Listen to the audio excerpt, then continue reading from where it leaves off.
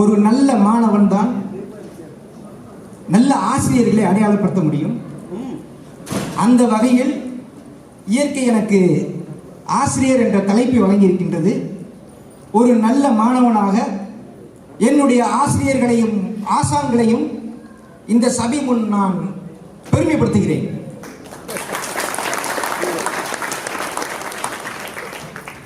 என்னுடைய ஆசான்களும் ஆசிரியர்களும் எனக்கு சொல்லிக் கொடுத்தது, என் தாய் தந்தையர்கள் எனக்கு சொல்லிக் கொடுத்தது மாதா பிதா குரு, அதற்கு பின் தான் தெய்வம் என்று கூறியது. அந்த ஆசான்களை நான் இங்கே பெருமைப்படுத்தி பேசுவதில் நான் மகிழ்கிறேன். எழுத்தை அறிவித்தவன் இறைவன் என்றான். அந்த ஸ்தானம் ஆசிரியர்களுக்கு உண்டு. ஒரு சமூகமும் அந்த சமூகத்தில் வாழக்கூடிய எனக்கும் ஒரு ஆசிரியனால் நிச்சயமாக நான் உருவாக்கப்பட்டிருக்க மாட்டேன். எனக்கு பல்வேறு ஆசிரியர்கள் இருக்கிறார்கள், பல்வேறு ஆசான்கள் இருக்கிறார்கள். ஏன் இந்த சபையில் இருக்கக்கூடிய நம்முடைய பெருமைக்குரிய தமிழினுடைய அடையாளமாக விளங்கக்கூடிய மரியாதைக்குரிய என் ஊரை சார்ந்த எங்கள் ஊரின் பெருமையாக தமிழரின் பெருமையாக இருக்கக்கூடிய ராஜா ஐயா அவர்களும் மரியாதைக்குரிய பாரதி மேடம் அவர்களும் எனக்கு ஆசான்கள், ஆசிரியர்கள். அவர்களுடைய காணொளிகளை பார்த்து நான் தமிழை கற்றுக்கொண்டேன், மேடை பேச்சை கற்றுக்கொண்டேன், மேடை நாகரிகத்தை கற்றுக்கொண்டேன். இவர்களும் என்னுடைய ஆசான்கள் தான்.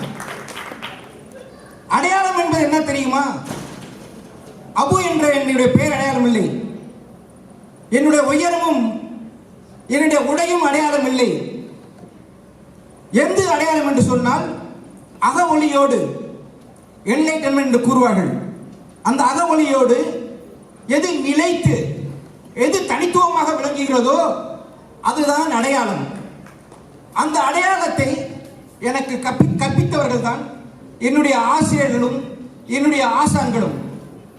மாசில் வீணையும் மாலை மதியமும் வீசு தென்றலும் வீங்கில வேணிலும் மூசு வண்டரை பொய்கையும் போன்றதே ஈசன் எந்தை இணையடி நீழலே என்று இறை வணக்கத்தில் இருந்து இறைவனை எப்படி தொட வேண்டும் என்ற கவிதையிலிருந்து நூலிலிருந்து என்னை பக்குவப்படுத்தியது என்னுடைய ஆசிரியர்கள்.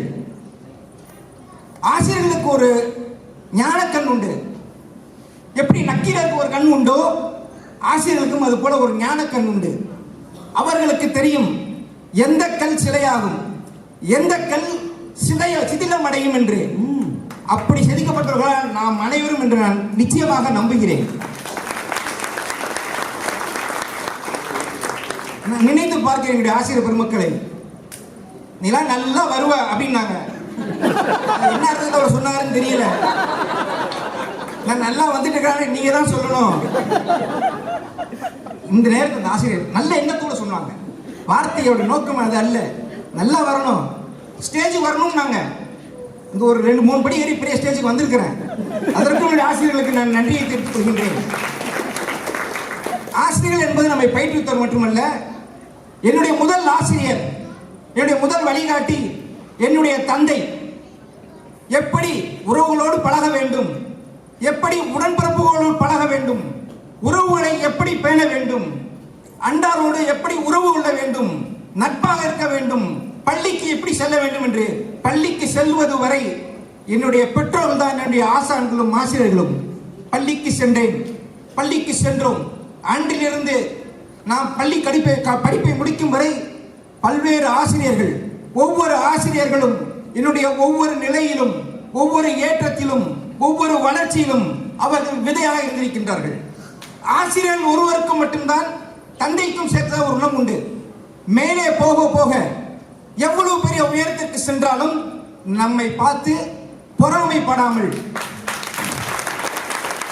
மனதோட பெருமையோடு என்னுடைய மாணவன் இன்று அங்கே இருக்கிறான், இன்று கலெக்டராக இருக்கிறான், மந்திரியாக இருக்கிறான் என்ற இது போன்ற குணாதிசயங்கள் ஆசிரியர்கள் மட்டுமிடம்தான் உண்டு. இன்னொரு ஆசிரியர்கள் உண்டு. இந்த சமூகம் தந்த அனுபவம், இது ஆசிரியர்களை தாண்டி மிகப்பெரிய அனுபவத்தை, மிகப்பெரிய ஒரு பயன்பாடு நமக்கு இந்த சமூகம் தருகிறது. யாரை எப்படி அணுகுவது, எந்த சூழ்நிலையை எப்படி அணுகுவது என்கின்றதை இந்த சமூகம் நமக்கு கட்டுத்தட்டுகின்றது. இந்த சமூகத்தில் இருக்கக்கூடிய நீங்கள் எல்லாமும் எனக்கு ஆசிரியர்கள் தான். உங்கள் ஒவ்வொருடமிருந்தும் நான் கற்றுக்கொள்வது என்னவென்றால், இப்போ கை தட்டினீங்கன்னா நான் நல்லா பேசுறேன்னு அர்த்தம். நீங்க எந்திரிச்சு போயிட்டீங்கன்னா நான் பேச நிறுத்தணும்னு அர்த்தம். இது நீங்க எனக்கு கற்றுக் கொடுத்த பாடம். மணி அடிச்சா நேரம் அடிச்சுன்னு அர்த்தம். ஆமா, அதோட பேச நிறுத்திக்கணும்னு ஒரு அர்த்தம். வாய்ப்புக்கு நன்றி, வணக்கம்.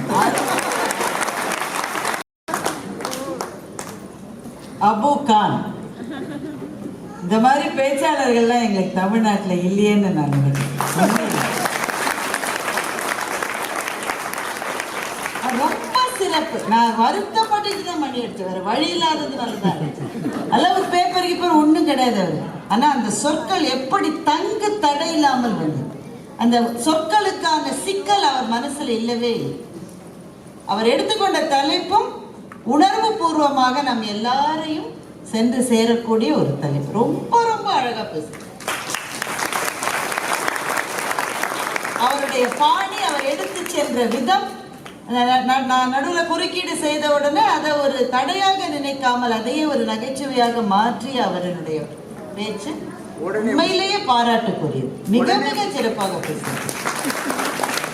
எல்லாருமே ஆசிரியர் என்று அவர் சொன்ன கருத்து இருக்கிறதே ரொம்ப ஆழமான கருத்து. நம்முடைய மண்ணிலே தத்தாத்ரேயர் என்பவரை பற்றி ஒரு குறிப்பு இருக்கு. யத்தி என்கிற அரசன் தத்தாத்ரேயரை காட்டிலே சந்திக்கிறான். அவர்களுடைய ஆற்றலை கண்டு வியந்து உங்களுடைய ஆசிரியர் யார் என்று யத்தி தத்தாத்ரேயரை கேட்கிறார்.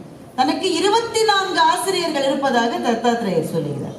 24 ஆசிரியர் எப்படி இருக்க முடியும், யார் அவர்கள் என்று கேட்டபோது நம்மை சுற்றி இருக்கிற எல்லாமே ஆசிரியர் என்று தத்தாத்ரேயர் சொல்லுகிறார். இந்த வானம் இருக்கிறதே அது ஒரு ஆசிரியன். விருந்து விருந்து விருந்து மேலே பறப்பது அது எனக்கு சொல்லிக் கொடுக்கிறது. தேனி ஒரு ஆசிரியன், ஏனென்றால் தேனை சேகரித்து ஆனால் தனக்கென்று இல்லாமல் அதை மற்றவர்களுக்கு கொடுக்கிற தேனி ஒரு ஆசிரியர். பசி அடிக்கிற போது மாத்திரமே வேட்டையாடுகிற சிங்கம் எனக்கு ஒரு ஆசிரியர். அவர் சுற்றி இருக்கிற 24 ஆசிரியர்களையும் தத்தாத்ரேயர் பட்டியல் போடுவதாக நம்முடைய மரபிலே ஒரு கதை உண்டு. அதுதான் அவர் சொன்னார், எல்லாரிடமும் கற்றுக்கொள்ள ஏதோ ஒன்று இருக்கிறது. எழுத்தறிவித்தவன் இறைவனாகும் என்கின்ற மொழியினுடைய நேர்த்தி எனக்கு தெரிந்து தமிழை தவிர வேறு ஒரு மொழியிலே இல்லை. அவர்தான் ஆசிரியர் என்று சொல்கிறார். மாதா பிதா குரு தெய்வம் ஏன் சொல்றாங்க? மாதா பிதாவை சொல்லுகிறார், பிதா குருவை அடையாளம் காட்டுகிறார், குரு தான் கடவுளை அடையாளம் காட்டுகிறார். அதுதான் அந்த வரிசையினுடைய பொருத்தம். பல விஷயங்களை ஞாபகப்படுத்தியது அபு கானுடைய பேச்சு. ரொம்ப அபாரம். எனக்கு அந்த கான்செப்ட் எனக்கு ரொம்ப பிடிச்சிருந்தது. என்னுடைய அடையாளத்தை பற்றி தானே பேசுறேன். என்னுடைய ஆசிரியரை அங்கே நினைவு கூறுகிற போது அது அந்த ஆசிரியருக்கு செய்கிற எத்தனை பெரிய மரியாதை. இந்த மேடையிலே நாங்கள் இது போன்ற ஆசனங்களில் அமருகின்ற ஒவ்வொரு நொடியிலும் எங்கள் ஆசானான திரு சாலமன் பாப்பே அவர்களை எப்படி நினைக்காமல், அவர் காட்டிய வழி இது, அவர் எங்களுக்கு கொடுத்த ஊக்கம் இது. எத்தனையோ நடுவர்கள் உங்களுக்கு தெரிஞ்சிருக்கும், பேச்சாளர்களுக்கு அதிக கைத்தட்டல் வந்தால் அந்த பேச்சாளரை அடுத்த கூட்டத்தில் இருந்து கூப்பிடாத எத்தனையோ நடுவர்கள் உண்டு.